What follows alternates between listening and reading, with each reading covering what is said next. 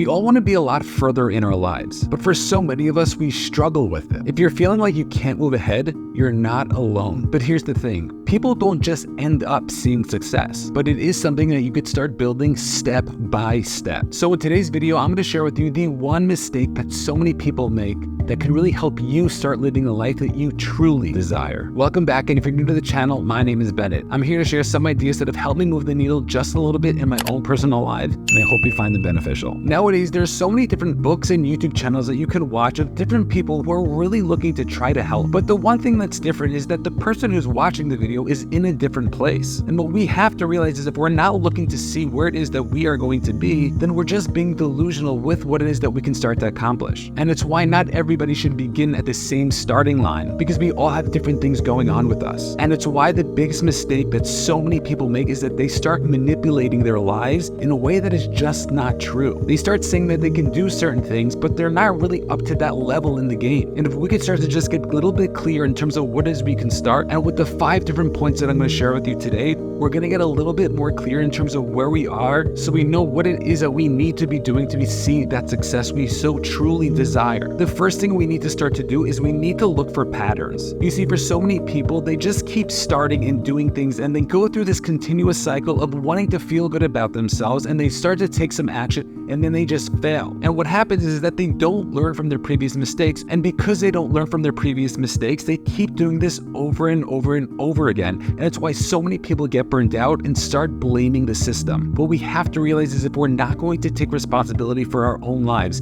if we're not going to get smart in terms of where it is we are, we're not going to be able to see that success because we're not going to be able to start in the right place. The best way to do that is to really document yourself in terms of what it is you're doing, what's working and what's not working. Nobody should know your life better than you. And for so many of us, we're hoping that things work. We're not thinking about it and we're just putting it up for luck, but that is not a great strategy for success. But it is a great strategy to burn out and to not keep trying. A really cool way to do this is to either get a journal or to go somewhere on your phone or on your computer and to just start writing down things that are happening in your day. The good things and the not good things, and just try to pick up different patterns that you can pick up about your own life. This could be somebody who's struggling with relationships, who just finds themselves so excited and then just so not interested, or somebody who keeps jumping from job to job. If you don't know why it is you're doing what you're doing, you're going to keep moving through life the same exact way and keep coming up with excuses. Take off the mask and start owning it, and recognize that if you can start to learn from your past,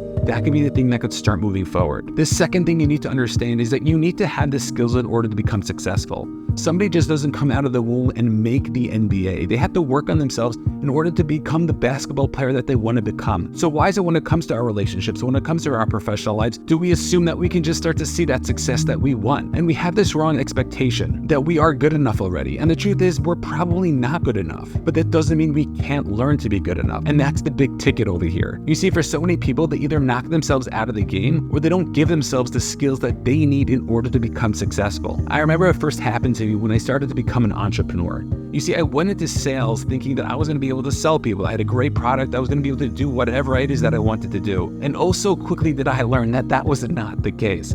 I realized that I had no clue in terms of what it is I wanted to do and how it is I was supposed to get my product into somebody's hands. I realized that I needed to learn this. Therefore, I read books. I joined communities of people who were looking to sell. I spent money to learn how to sell so that I could sell my own stuff. For so many people, they don't realize that there's certain skills in every area of our life that are only going to enhance us. And you might say, well, Bennett, I spent money at that time and I never got anything back from it. And the truth is that in order to become successful, there's so many micro skills that you are going to need. So even though you might have spent money in one area, we have to realize that there's so many different areas that we are going to need. And you might get overwhelmed by that, or which we're going to talk about, you can start to set yourself up for success. So when the time does come, you're going to be able to do the things that you want and start to slowly see the success.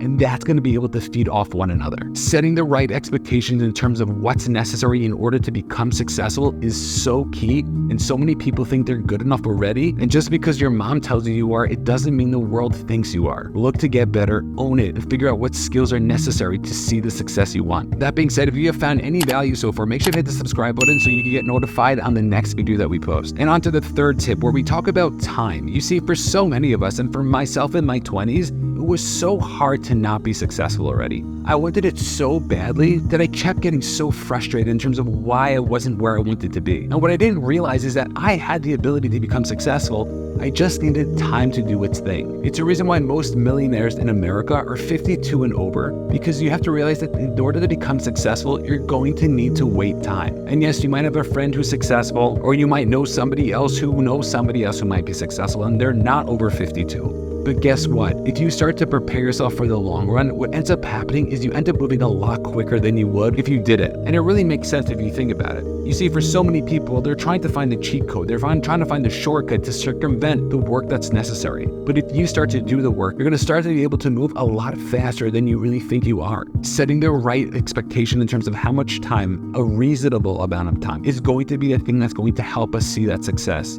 Too many people like myself have rushed it for so long, and once I started to be a little bit more patient, it really helped me figure out where I wanted to go and helped me move a lot quicker. The fourth tip is to understand that you're going to need different people in your life to help you move forward. No successful person has done it by themselves. They've had mentors, they've had coaches, they've had just good friends who have helped them stay focused in terms of the goals that they wanted to reach. You need to figure out who is it that you need in your corner.